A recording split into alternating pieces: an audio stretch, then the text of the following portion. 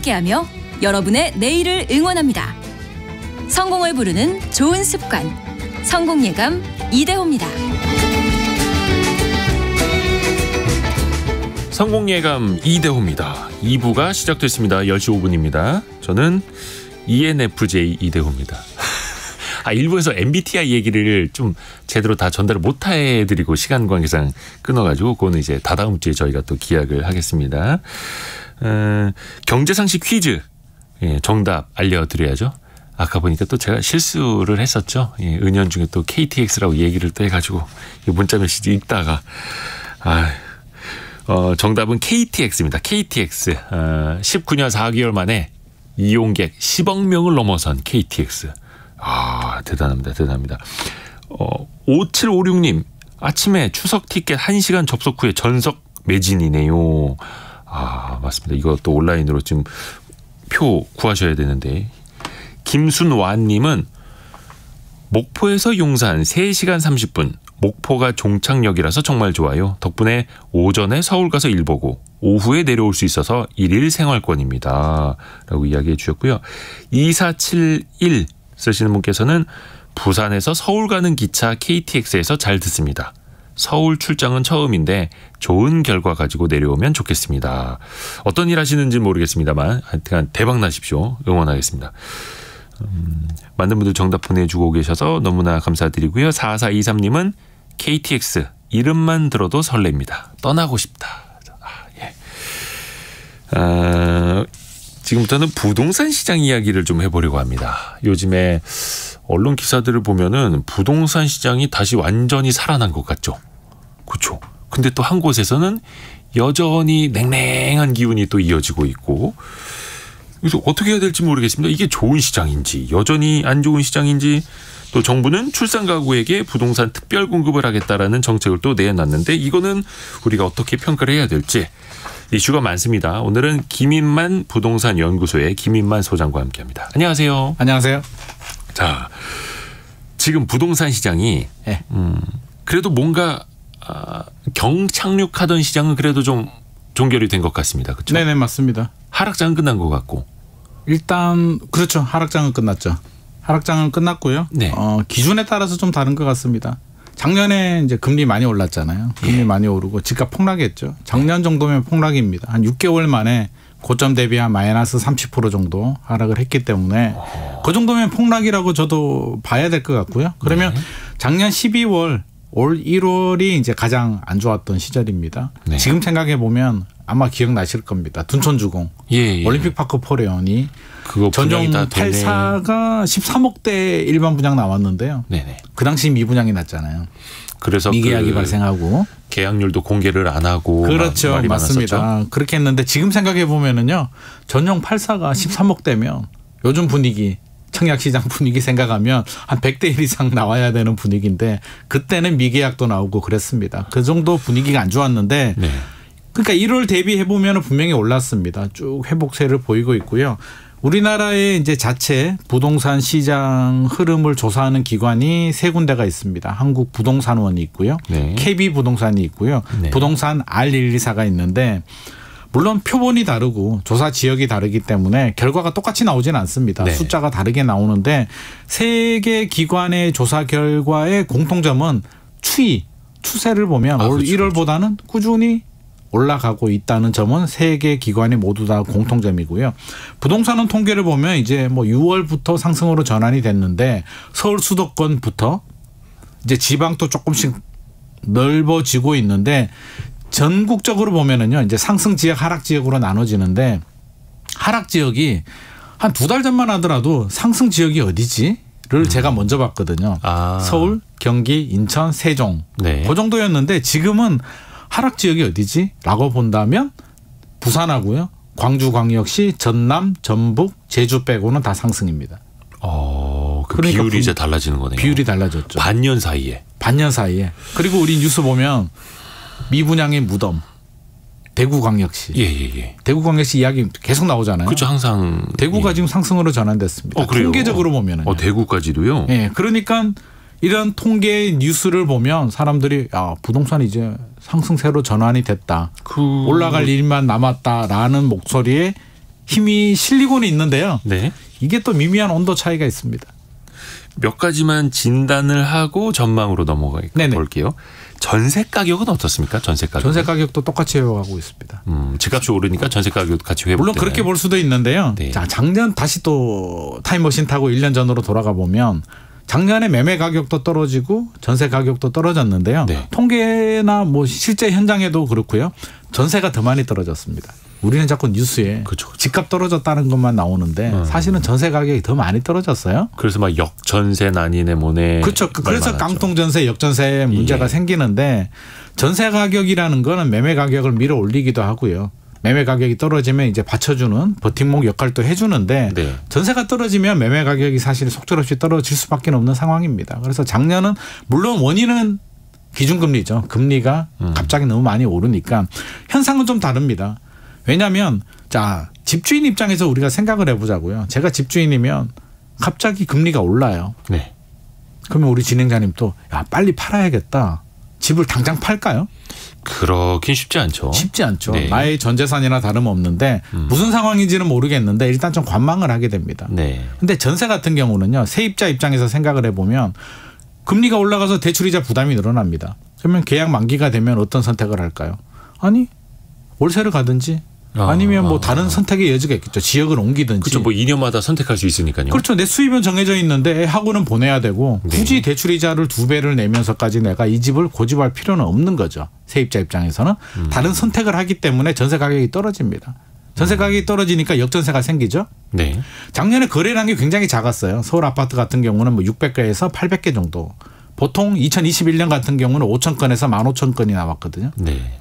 올스톱인데 그중에서 집을 판 사람들은 어떤 사람일까? 세입자가 전세금을 돌려달라고. 근데 전세금이 떨어지죠. 그렇죠. 집주인은 그 차익만큼 반환을 해줘야 되는데 그렇죠, 이게 뭐 3천만 원, 5천만 원이야. 어떻게든 예금을 좀 깨가지고 할 수 있는데 억 단위로 넘어가게 되면 현실적으로 힘들죠. 그러면 대출도 받아야 되는데 DSR 걸려서 안 되고요. 그런 분들이 이제 급매물로 팔면서 집 하락을 좀 주도를 했습니다. 그래서 후두둑 떨어졌었고. 후두둑 떨어졌는데 이제 1월 넘어가면서 정부도 규제를 풀고요. 금리 인상 지금 5번 연속 동결을 했잖아요. 네. 아, 금리 당분간 안 오르겠지? 이제 안 오르겠지라는 심리적 안정감. 거기에 급매물이 소화가 되면서 매매는 회복을 했고요. 대출 이자도 작년보다는 좀 줄어들었잖아요. 금리가. 네. 그러다 보니까 최근에 전세 시장도 조금씩 안정을 찾으면서 가격이 올라가고 있는 상황입니다. 아파트 이야기입니다. 네, 빌라 네, 오피스텔 네. 같은 경우는요. 아직도 깡통 전세 우려가 있기 때문에 오히려 빌라 오피스텔 수요가 소형 아파트로 넘어오면서 소형 아파트는 전세 가격이 빠르게 올라가고 있습니다. 그래서 역전세 때문에 전세 보증금 내줘야 되는 사람들의 급매물이 이제는 어느 정도 소화가 됐기 때문에 소화가 되고 있죠. 집값이 후두둑 떨어지는 시기는 이제 지나간 거고. 한 3개월 전만 하더라도 야 하반기 되면 깡통 전세, 역전세 우려 때문에 더 떨어질 거라고 했는데 지금 그런 상황은 아니고요. 오히려 회복세를 보이고 있는 상황입니다. 그러면 전세 보증금 때문에 이제 한숨 쉬셨던 분들도 이제는 조금은 상황이 조금씩 달라지고 있고요. 한 1년 지나면 저는 전세 시장은 회복이 될 것 같습니다. 그 말인즉슨 1년 지나면 전세 시장은 회복될 것 같습니다라는 거면 네. 매매 시장은 회복이 잘 안 될 거라고 보시는 거예요? 매매 시장은 회복이 안 된다라기보다는 이번 국토연구원 조사 결과도 나왔거든요. 지금이 대세 상승 시작이 아니다. 1차 바닥은 찍고 회복을 했는데 우리가 바닥의 의미를 정확히 알아야 되는데요. 자, 작년에 많이 떨어져서 이제 그 바닥은 우리가 탈출을 했습니다. 패닉 탈출을 했는데 다시 말하면 바닥을 탈출했다는 얘기는 앞으로 계속 올라간다는 얘기거든요. 그러면 우리 서울 같은 경우는 2013년에서 2021년까지 7년 정도 올랐는데 1년 조정이 되고 다시 또 7년 올라간다는 이야기거든요. 근데 그렇게 올라가기는 현실적으로 좀 쉽지 않다. 아직까지 조정장의 중간이다. 라는 의견이고요. 저도 그런 부분에 동의를 하고 있습니다. 조정장의 중간 정도다. 그러니까 워낙 빨리 떨어져서 그 바닥에서 빠르게 튀어올랐을 뿐이지 이게 대세 상승까지 가기는 어렵다. 좀 쉽게 설명을 드리면은요. 한 10년, 15년 전 2008년으로 돌아가면 좀 이해가 쉬울 것 같습니다. 2008년도에 글로벌 금융위기 있었잖아요. 미국에서. 2008년 이전에 노무현 정부 시절에 집값 굉장히 많이 올랐잖아요.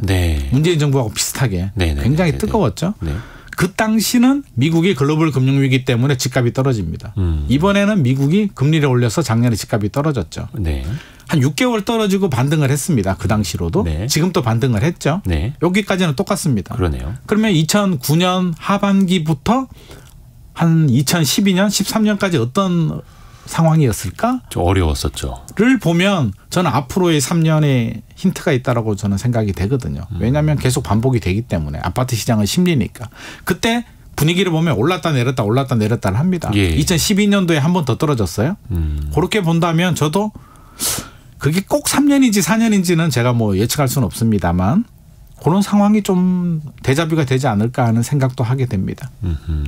그러니까 전반적으로는 좀 횡보하는. 네네. 근데 당분간은. 사실 그 사이에서 뉴스 헤드라인을 장식을 하는 건 어디 신고가, 그런 것만 평당 나오죠. 1억, 네네. 어디 완판 맞습니다. 이런 게 나오다 보니까 사람들의 마음을 좀 조급하게 만들잖아요. 네네. 또 사람들은 거기에 혹해서 아 시장이 이제 회복되나 보다 하면서 그 심리가 또 돈을 움직일 수도 있는 것 아닐까요? 자극을 주죠. 자극을 주는데 저는 결국에는 그런 자극은요. 판이 형성이 됐을 때 충분히 저평가가 되고 올라갈 만한 시기가 됐을 때 그런 자극을 주면 제대로 된 상승을 하는 거고요. 네.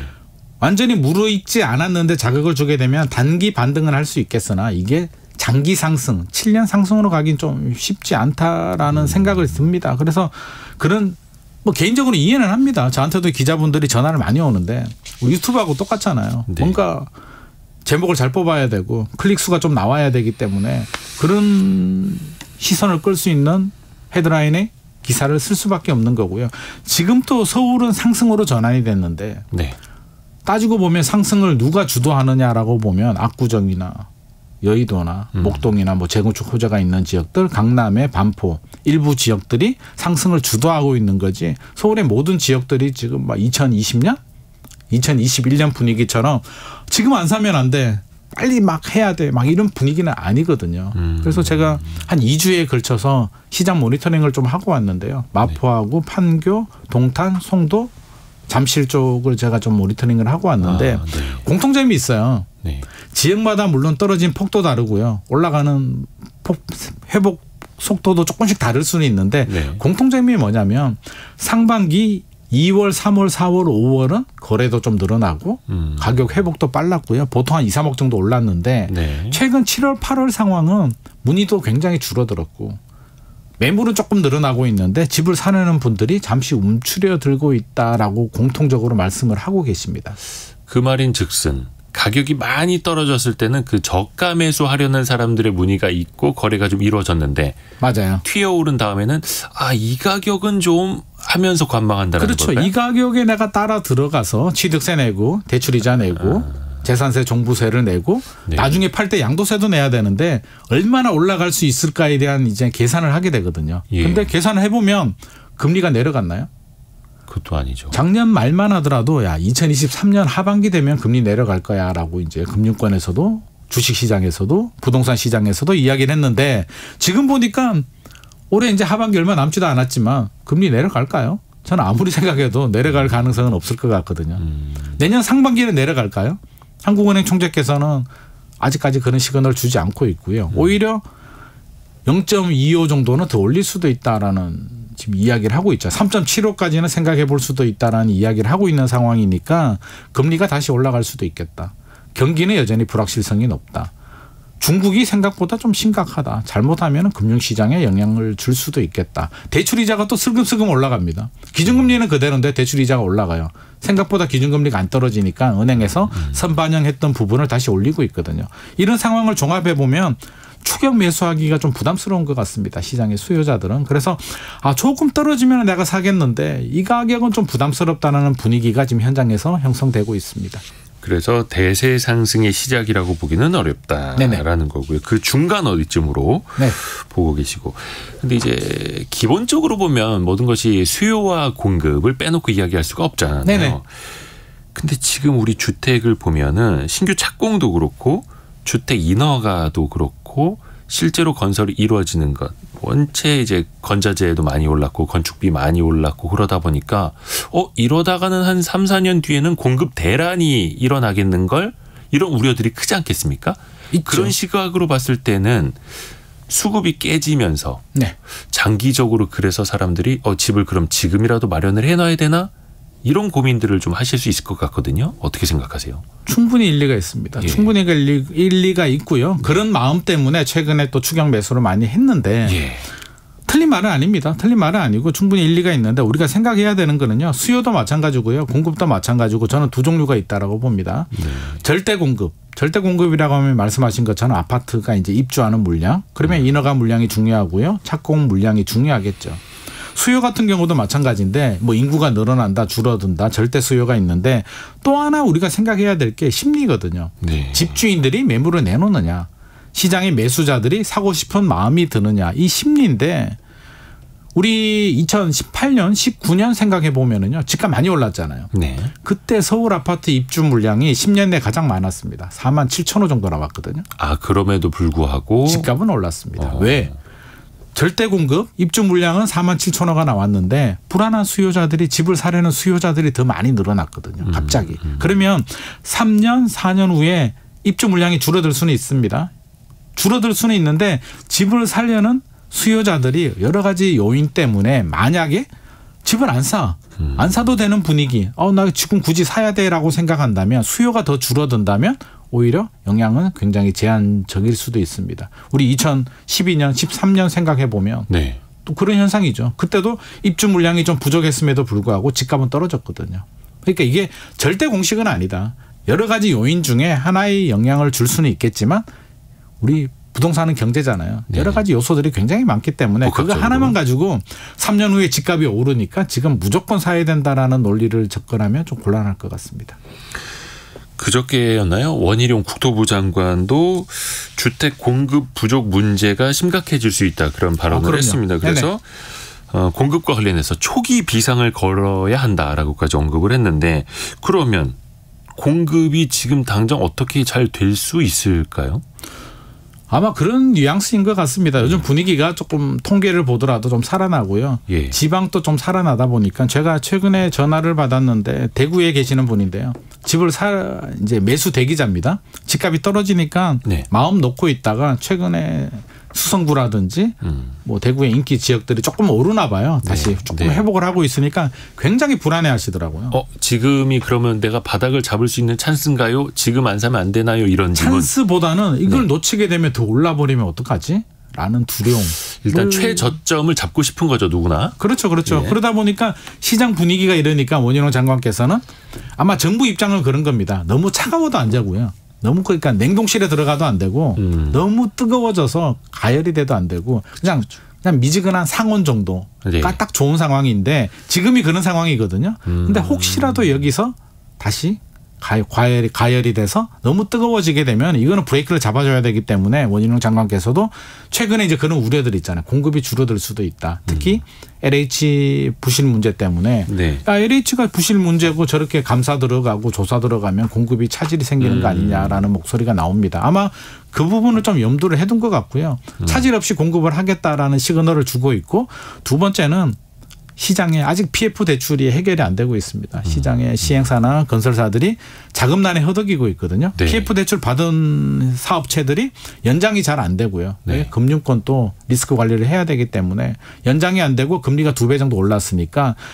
뭔가 공급을 하려고 해도 사실 돈줄이 막혀가지고 공급이 안 되는 부분이 있으니까 아마 정부에서도 이런 금융 지원을 좀 염두에 두고 그런 말씀을 하신 게 아닌가 싶습니다. 또 하나가 이게 장기적으로 어찌됐든 간에 신규 주택에 대한 수요는 늘 있기 때문에 이번에 윤석열 정부에서도 250만 호 공급을 공약을 했고 또 그것도 계획도 밝히지 않았습니까?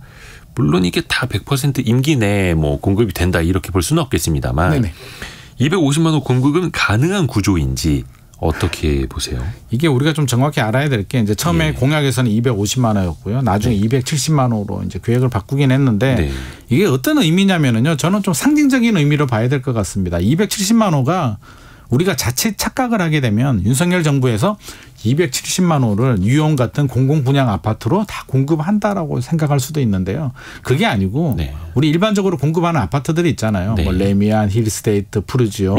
민간 아파트들 공급까지 다 포함한 내용입니다. 그쵸. 공공 분양은 50만 호고요.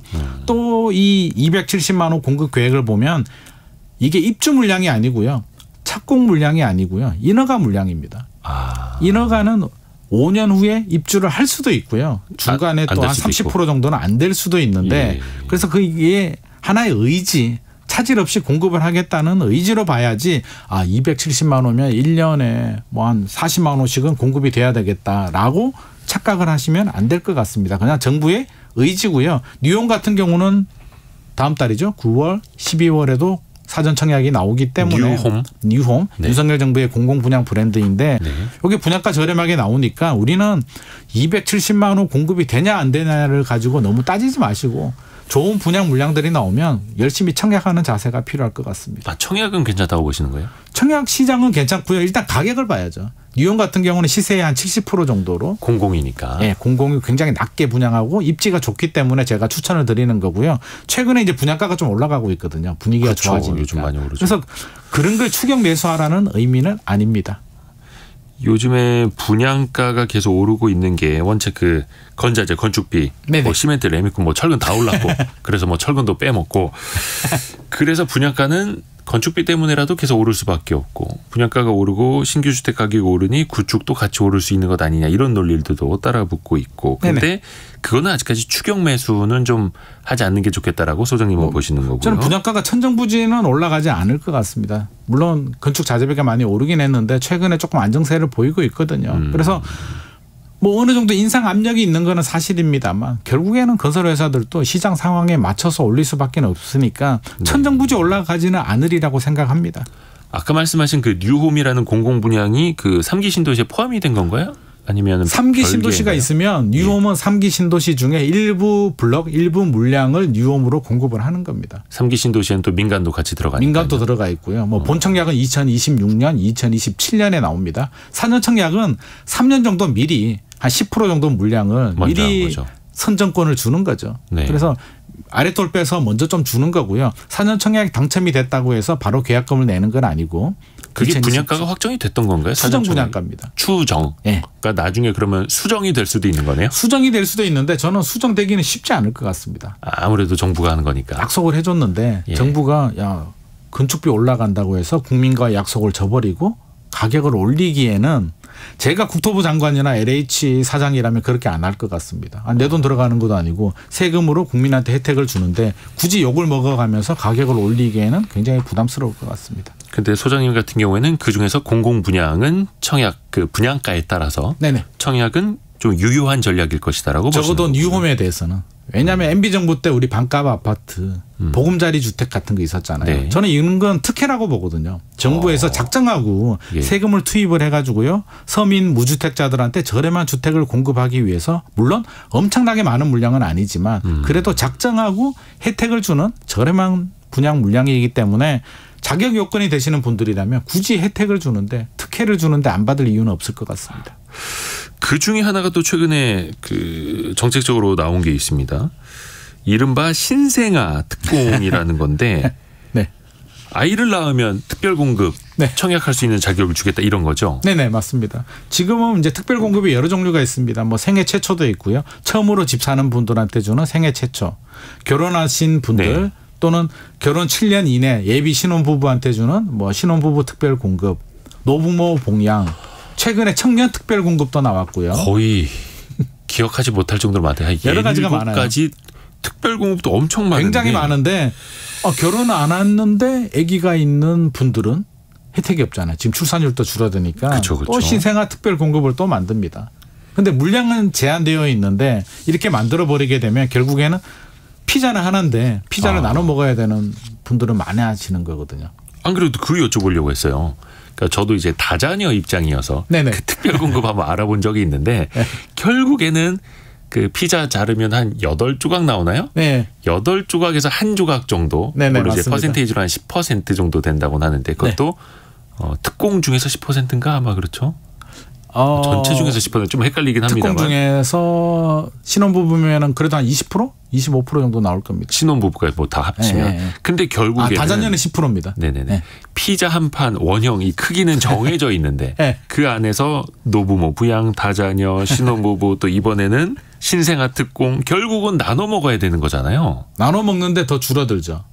그럼요. 다자녀는 더 줄어듭니다. 제 후배 중에도 이제 애 3명 있는 분이 있는데 네. 굉장히 화를 많이 냅니다. 그리고 또 저만 보면 화를 냅니다. 다자녀 기준을 이제 두 자녀까지도 다자녀로 주면 결국 또 그 안에서 싸워라. 그렇죠. 안 되는 거죠. 그러니까 이게 그래서 뭔가 혜택인가 좋아지는 건가 오히려 더 세자녀 분들은 손해입니다. 손해죠. 손해죠. 왜냐하면 파이가 줄어들고 있기 때문에 지금 또 신생아를 만들면 결국에는 파이가 줄어드는 거고요. 3명이었는데 2명으로 줄어들게 되면 두 자녀 분들도 이제 들어오잖아요. 그렇죠. 경쟁률이 올라가죠. 이제 포기하는 거죠.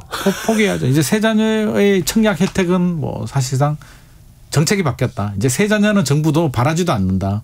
기대도 안 한다. 그냥 한 명이라도 제발 좀 놔주라라는 쪽으로 지금 흘러가고 있습니다. 그러니까 이래서 특별 공급을 늘린다라는 정책이 과연 우리 국민들한테 얼마나 와닿을 것이냐. 이게 정책을 이렇게 펼친다라는 거는 네. 그 효과를 이끌어내기 위한 거잖아요. 네네. 신생아 낳아라.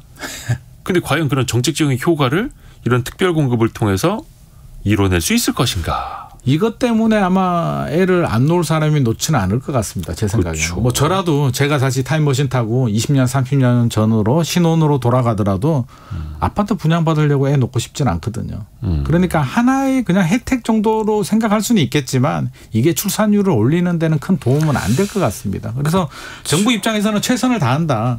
어떻게든 출산율을 올리기 위해서 최선을 다하는 거지만 출산율은 사실은 우리 지금 사회 문제하고도 맞물려 있는 거고요. 교육, 노후 문제 모든 문제의 총 직결체이기 때문에 이게 단순히 특별 공급 하나 한다고 해서 될 문제는 아닌 것 같습니다. 그렇죠. 저도 오늘 오프닝 때도 정말 심각하게 말씀을 드렸습니다만 출산율 이게 대한민국에서 가장 중요한 정책 하나만 꼽으라고 하면 저는 이거 꼽거든요. 근데 답이 저출산 대책. 근데 답이 없죠. 그래서 어떻게 보면 그냥 정책을 위한 정책을 자꾸 내놓는 것 아닌가. 정책을 만드는 분들은 뭔가를 해야 되니까 자꾸 이게 책상에서 고민을 해서 대책이 나오는데 왜 애 안 놓냐라고 하면 사실은 저는 이해는 되거든요. 이거 굉장히 복합적인 문제죠. 맞벌이도 옛날처럼 뭐 혼자 벌어서 사는 시대도 아니고요. 맞벌이 해야 되죠. 애기 또 잘 키워야 되죠. 봐줄 사람은 없죠. 그러면 결국 어린이집, 유치원, 학원 문제, 사교육 문제, 주택 문제, 노후 문제까지도 연결되기 때문에 저는 이거는 사회적 공감대가 필요하고요. 진짜 총체적으로 모든 분야가 다 합심해서 뭔가 대책을 만들어야 될 것 같습니다. 그 얘기 10년 전에도 했고 20년 전에도 했는데 계속 지금 공회전만 하고 있습니다. 네, 더 심각해질 것 같습니다. 다시 집 이야기로 넘어가 볼게요. 금리 이야기 아까 잠깐 해주셨는데 작년보다는 좀 떨어졌다. 근데 그렇다고 해서 이 고금리 상황이 갑자기 저금리 상황으로 갈 것 같지는 않다. 내년 네네. 초까지도 그렇게 네네. 보셨는데 네. 이거 대출을 받으시는 분들 입장에서는 지금도 여전히 부담이 큰 상황이라고 부담 크죠. 봐야 될까요? 최근에 네. 금리가 또 올랐습니다. 대출금리 올랐어요. 한 5월, 6월까지만 하더라도 내려갔거든요. 네. 그러면 3%대 대출이 나왔습니다. 3%, 3.8% 정도 나왔는데 지금은 3%대 대출 찾아보기 어렵고요. 4.5% 뭐 이렇게 나오거든요. 다시 좀 올라가고 있는 점은 굉장히 부담스럽고 대출 받은 분들의 80%가 변동금리거든요.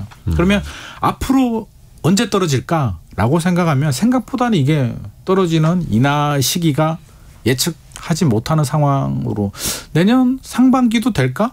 내년 하반기에는 될까에 대한 의구심이 점점 커지고 있죠. 미국도 멈췄다라는 시그널이 나오지 않고 있고요. 저는 가장 문제가 중국이라고 보는데 중국이 부동산이 지금 중국 정부에서 뭐 통계도 저는 솔직히 잘 못 믿겠습니다만 중국에서 문제가 생기면 이게 글로벌 금융 시장에 영향을 줄 수밖에 없거든요. 그러면 우리나라 같은 경우는 미국에 이제 외국 투자 자본들이 많이 들어와 있는 상태에서 자금 유출 문제. 지금 또 금리가 2% 이상 벌어졌잖아요. 네. 미국하고. 지금 또 굉장히 위험도가 높은 상황에서 저는 한국은행이 인하보다는 오히려 인상 압력이 더 높은 상황 아닌가 싶은 생각이 듭니다. 물론 올리기도 쉽지 않았습니다. 지금 한국은행 입장에서는 올려도 문제, 내려도 문제.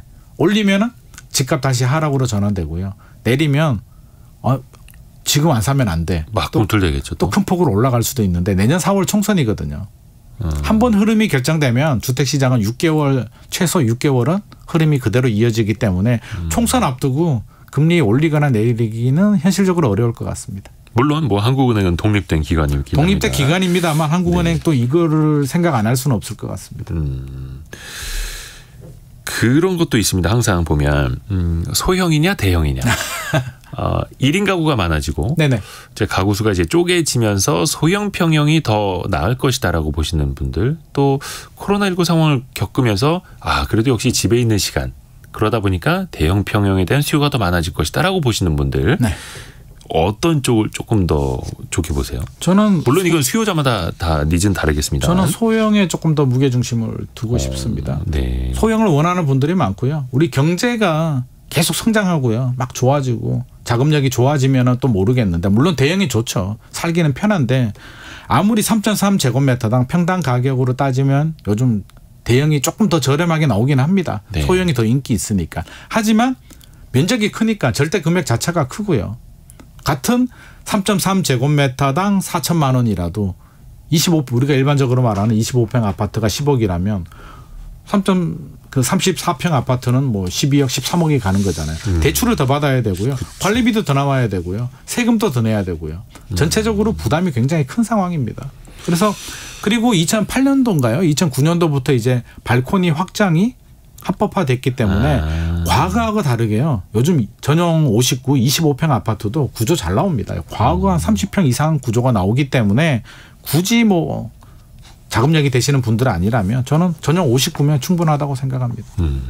그리고 지역별로 한번 볼까요? 특히 1기 신도시, 네. 뭐 분당, 일산, 평촌, 삼본 이런 1기 신도시, 여기가 한때 리모델링 추진 이야기가 나왔습니다. 네네. 근데 지금은 좀 분위기가 달라졌어요? 지금 1기 신도시 재건축 특별법이 시작은 안 했고요. 지금 용역 들어갔거든요. 뭔가 기대감이 커지고 있다는 얘기죠. 그러면 리모델링보다는 아예 재건축하는 게 더 나을 수도 있다. 근데 그거는 당연히 좋긴 하죠. 좋기는 한데 이게 이제 사업성을 봐야 되잖아요. 사업성도 봐야 되고요. 어느 단계까지 갔느냐.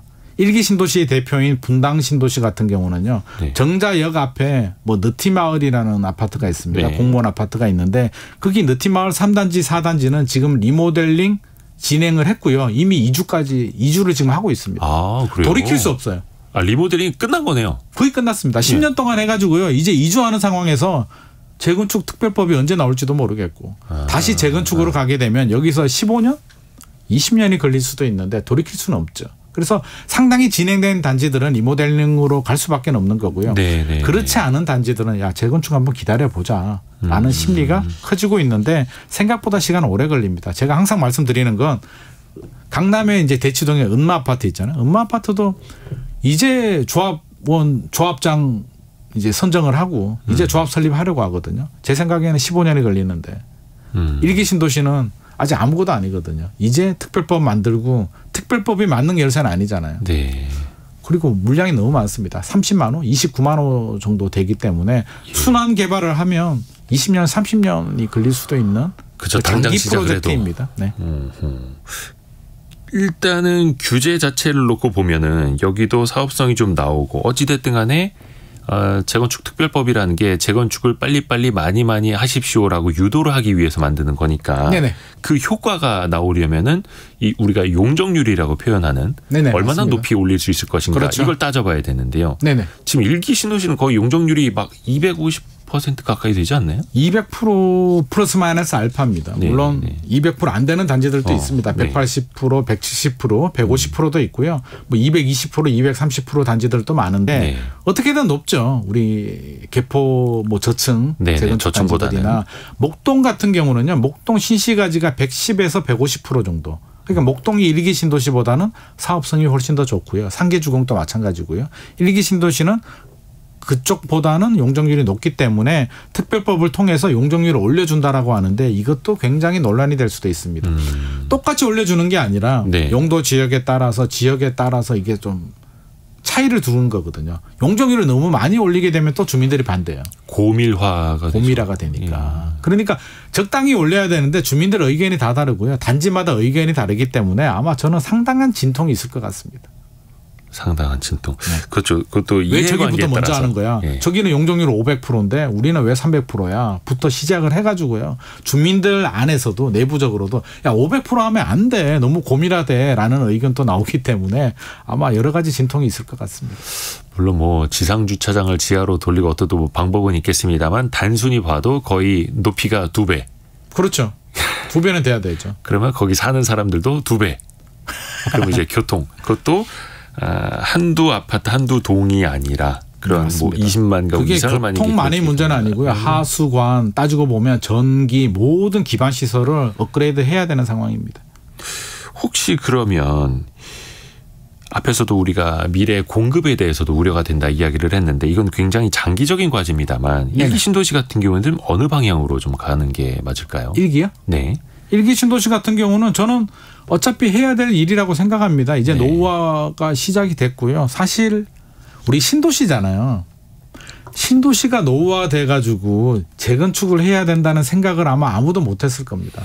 30년 전 신도시. 그러니까. 예. 근데 어느덧 30년이 지나서 네. 이제 더 이상 신도시가 아닌 게 됐거든요. 네네네. 근데 따지고 보면은 강남도 신도시잖아요. 70년대, 80년대 영동 개발하면서 네. 목동도 신도시였고요. 네. 그런 신도시들이 개포, 둔촌, 서울의 고덕 여기도 다 결국에는 신도시였는데 네. 세월이 지나서 지금 재건축이 쏙쏙쏙쏙 진행되고 있단 말이에요. 그러면 다음 단계는 목동, 상계동 80년대 지은 대단지 아파트들이고요. 그 단계가 지나면 이제 일기 신도시입니다. 순서대로 가기 때문에 저는 필연적인 상황이라고 보여지고요. 계속 내버려 둘 수는 없잖아요. 네. 지금부터 특별법이든 뭐든 추진을 해야 지금 당장 입주하는 건 아니잖아요. 15년, 20년, 30년이기 때문에 저는 지금부터 준비하고 추진은 해야 된다고 생각합니다. 장기적으로 봐야 네네. 되니까. 마지막으로 좀 고민이 많은 분들을 위해서 네. 이 전략이랄까. 근데 아까 분명히 말씀해 주신 거는 공공부문에서 네. 분양가가 싼 곳은 계속해서 청약을 해보는 게 맞다라는 네. 아이디어는 주셨고 전반적으로 좀 조언을 해 주신다면요. 전반적으로 본다면 저는 그렇게 생각합니다. 앞서서도 제가 말씀드렸듯이 국토연구원에서도 이야기를 했듯이 네. 지금이 바로 대세 상승으로 이어진다는 데는 동의하지 않습니다.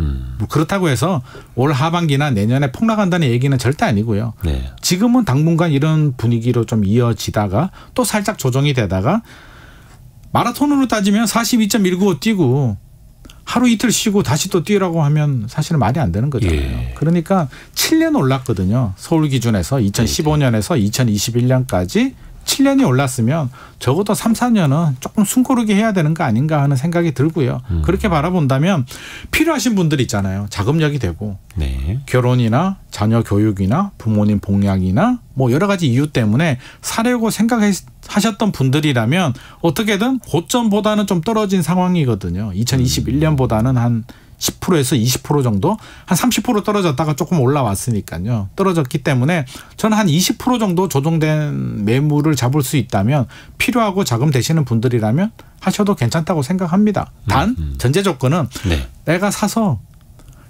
2019년, 2020년처럼 계속 올라가기를 바란다. 그렇게 안 될 수도 있다는 거죠. 그러니까 조금 더 길게 좀 보셨으면 좋을 것 같고요. 혹시라도 최근 뉴스를 보고 불안한 마음에 나 지금 안 사면 안 되는 거야? 약간 영끌이라고 하죠. 네. 무리한 대출을 받든지 신용 대출을 많이 받아가지고 좀 추격 매수를 할 마음이라면 저는 굳이 그렇게까지 무리수를 던질 필요는 없을 것 같습니다. 영끌이라든지 무리수는 금물. 네네. 그리고 실수요가 있더라도 이거를 조금 더 길게 천천히 좀. 3년 이상 조금 더 길게 보시면 좋을 것 같고요. 한 가지만 더 말씀드리면 네. 그런 질문 많이 받거든요. 집 하나 있는데 팔고 현금 가지고 있다가 너 말 들으니까 뭐 그럴듯하네. 한 3년 있다가 떨어지면 한 번 더 떨어지면 나 그때 살래. 네. 라고 물어보시는 분들이 있는데요. 네네네. 절대 반대합니다. 그래요. 왜냐하면 집 하나 가지고 계시는 분이요. 팔고 현금을 가지고 있으면 그날부터 굉장히 심리적으로 불안하거든요.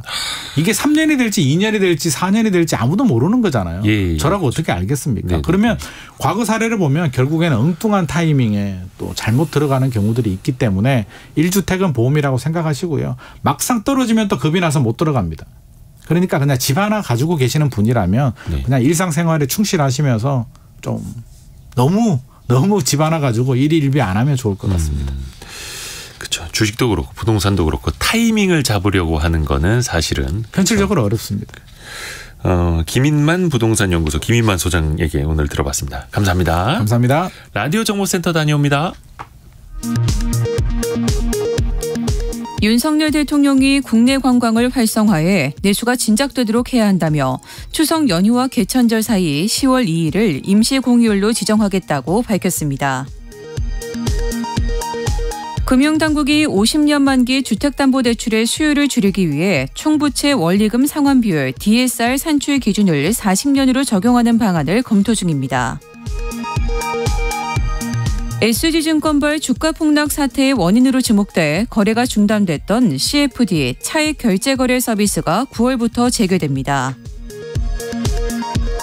한국소비자원이 최근 1년 이내 온라인 국제거래 구매 경험자 약 500명을 설문조사한 결과 물품 구매에서 피해를 봤다는 응답은 10.2%, 숙박, 항공 등 해외 서비스 거래에서 피해를 봤다는 응답은 22.5%로 나타났습니다. 지금까지 라디오 정보센터 뉴스 정원나였습니다. 애프터 서비스 시간, 오늘은 이혜리 리포터와 함께합니다. 안녕하세요. 안녕하세요. 자, 첫 번째 질문부터요. 네, 어제 경제상식 퀴즈 정답이 은이었습니다. 첫 번째 질문 휴대전화 뒷번호 2087번님이요.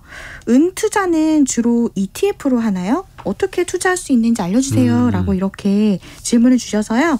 이와 관련한 답변은 작가로 활동하고 있는 한국은거래소 조규원 자문위원에게 들어봤습니다. 네. 주식과 다르게 은은 되게 투자할 수 있는 방법이 여러 가지예요. 실물이라고 하죠. 뭐 실버바라던가 이런 형태로 투자를 할 수도 있고요. 아니면은 금융상품 중에는 은통장, 은 ETF 혹은 은유가증권이라던가 디지털 형태로 운영되는 뭐 은 암호화폐 같은 것들도 있거든요. 비실물 같은 경우에서는 은 ETF가 가장 많이 사용되고 있습니다. 비실물이다 보니까 부가가치세나 이런 건 없습니다. 그리고 살 때 팔 때 가격 차이도 ETF들의 특성상 그 스프레드라고 표현을 하는데 이 살 때 팔 때 가격 차이도 매우 적어요. 그래서 내가 장기 투자자인지 좀 단기 투자자인지 요거를 이제 분간해서 내가 장기 투자자면 실물 은을 사는 게 더 효율적이다. 단기 투자자면 ETF가 더 효율적이다. 요렇게만 알고 계셔도 좋을 것 같습니다. 사실 은을 실물로 사서 네. 은바도 뭐 있기는 있습니다만 많이는 거의 거래는 없고 이걸 실물로 사서 차익을 얻겠다라는 생각은 조금 위험합니다. 예, 실제로 그렇게 하시는 분들도 거의 없고요. 좀 전에 이야기도 나왔습니다마는 부가세 10%도 있고 카드 수수료 또 그 판매 마진 등등이 있어서 이거를 내가 샀다가 5분 만에 다시 팔려고 해도 10몇 %는 앉은 자리에서 손해를 보는 거거든요. 또 그 이상의 차익이 생겨야 되는 건데 그건 또 시간적으로 많이 필요한 거고 일례로 상품 투자 커머더티라고 하는데 그 상품 투자는 투자의 영역에서도 최고 난이도다라고 알고 계시면 좋을 것 같습니다. 그리고 ETF 같은 경우에도 그 상품을 기반으로 한 거는 차익이 생겼을 경우에 15.4%의 세금도 발생한다라는 것도 아시면 좋을 것 같습니다. 네. 다음 질문은요. 그 휴대전화 뒷번호 4913번님이 은의 가격 변화가 세계 경제 흐름에 미치는 영향 알고 싶습니다. 라고 질문을 주셨어요. 네. 계속해서 조규원 자문위원에게 들어봤습니다. 은의 속성을 보면 은은 두 가지 속성으로 쓰여요. 하나는 돈으로서의 속성이 있고 나머지 하나는 이제 산업재로서의 속성이 있습니다. 은은 이제 전체 수요에서 절반 이상이 산업재로 쓰입니다. 그리고 또 나머지 그 중에 절반 정도는 이제 뭐 주얼리나 장신구 같은 걸로 사용이 되고요. 이렇게 된 계기가 은은 기본적으로 잘 썩지도 부식되지도 않고 이런 특성이 있다는 그런 불변성이 하나 있고요. 그리고 모든 원소들 중에서 전기 전도율과 열 전도율이 가장 높아요. 그래서 이런 전기전자공학에서 되게 많이 쓰이는데 지금 뭐 5G라던가 뭐 그런 인공지능이라던가 그런 비슷한 이제 뭐 4차 산업혁명 시대로 오면서 이 은의 사용량이 점점 늘어나고 있다는 거죠. 그래서 은이 실제로 지금 통계 작성 이래 역사상 최대치의 수요를 찍고 그다음에 계속 그렇게 넘어서고 있는 시기입니다. 다음 질문은요. 네, 그 휴대전화 뒷번호 7078번님 질문 주셨는데요. 현재 가칭이긴 한데 K패스, 이 교통패스를 뜻하는데요. 대중교통비 환급 지원 사업. 이게 출시한다는 건 알고 있는데 언제부터 쓸 수 있어요? 라고 질문 주셨고 매일 버스로 출퇴근하는데 얼마나 교통비 절약할 수 있을까요? 라고 질문 주셨습니다. 이게 뉴스에 나와서 이거 언제부터 쓸 수 있지? 라고 질문을 주신 것 같은데요. 아직까지 가칭이더라고요. 네. 교통패스, 대중교통비 환급 지원 사업인데 K패스라고도 부르는데 2024년 7월 그러니까 내년 7월부터 시행이 된다고 합니다. 예정이고요. 아직 1년 정도가 남은 겁니다. 저희가 그 알뜰 교통카드 몇 번 안내를 해드렸었는데 이거는 카드 회사에 신청을 하고 모바일 애플리케이션을 다운받아서 거기에 신청을 하면 뭐 한 달에 한 3만 원씩은 그래도 많이 타시는 분들은 혜택을 볼 수 있다 이거였잖아요. 네. 이 K패스는 그거보다 조금 더 적립률이 높아지고 할인도 더 크다라는 건데요. 이동 거리와 관계없이 이용 금액을 기준으로 한다라는 거고 뭐 확정이 된 거는 아닙니다만 일단 가안이 나온 걸 놓고 보면은 시내버스 요금 1,500원 기준일 때 회당 300원 정도 할인을 받고 네. 최대 60회까지 적립 가능하다. 그러니까 한 달 기준으로 18,000원 아낄 수 있고 연간으로는 21만 6천 원까지 아낄 수 있다라는 건데요. 요거는 내년 7월 시행이니까 그때까지 저희가 여러 번 다루면서 네. 계속해서 안내를 해드릴게요. 알겠습니다. 그리고 어제 2부 심층 인터뷰에서 M&A 연구소 김영진 소장이 출연해서 기업들은 왜 이 M&A를 하는지에 대한 얘기를 했는데요. 네. 이와 관련해서 휴대전화 뒷번호 3344번님이 현재 코넥스 기업입니다. 비상장 기업과 M&A 후 코스닥으로 이전 상장한다고 하는데 이런 경우에 소멸기업, 존속기업 이 말이 무슨 뜻인가요? 라고 질문 주셨어요. 자, 일단 코넥스라는 곳은 코스피 코스닥과 다르게 좀 전문 투자자들의 영역이고요. 물론 한 3천만 원 이상이 있으면 투자를 할 수 있습니다만 여기에서 비상장 기업과 M&A를 한다라는 건 다른 기업을 붙여서 덩치를 키워서 상장하겠다라는 뜻이겠죠. 그 중에서도 소멸기업, 존속기업은 두 개의 회사를 1 더하기 1 하는 건데 등기상으로는 한쪽 회사의 등기가 사라져야 되고 한쪽이 남는 거죠. 그래서 그 남는 게 존속법인, 사라지는 게 소멸기업 뭐 이렇게 보시면 되겠고 이게 굉장히 복잡합니다. 왜냐하면 그 기업에게 해놨던 등기 있죠. 부동산 등기부터 각종 계약, 판권, 특허, 심지어 렌터카 아니면 뭐 복사기, 정수기 계약까지 다 바꿔야 됩니다. 왜냐? 사업자 등록번호가 바뀌니까. 네. 해서 이거를 보통 그런 특허권이나 사업권을 많이 가진 기업, 큰 기업이 중심이 되어서 존속기업으로 남도록 그렇게 변경을 합니다. 안 그러면은 이게 일이 굉장히 커지더라고요. 그렇죠. 그래서 소멸기업, 존속기업에 대한 개념도 대략적으로 설명을 좀 해드렸습니다. 고맙습니다. 오늘 이혜리 리포터가 또 많은 질문 준비해 주셨고요. 다 못다한 거는 다음 시간에 또 네. 기다리겠습니다. 고맙습니다. 고맙습니다. 여러분이 이렇게 질문 남겨주시면은 저희 리포터분들이 또 열심히 노력을 해서 또 취재도 해오고 여러분께 알려드립니다. 성공예감 저는 이대호였고요. 내일 아침 9시 5분에도 알찬 정보 많이 들고 오겠습니다. 내일은 벌써 금요일이군요. 예. 성공예감은 오늘도 여러분을 응원합니다.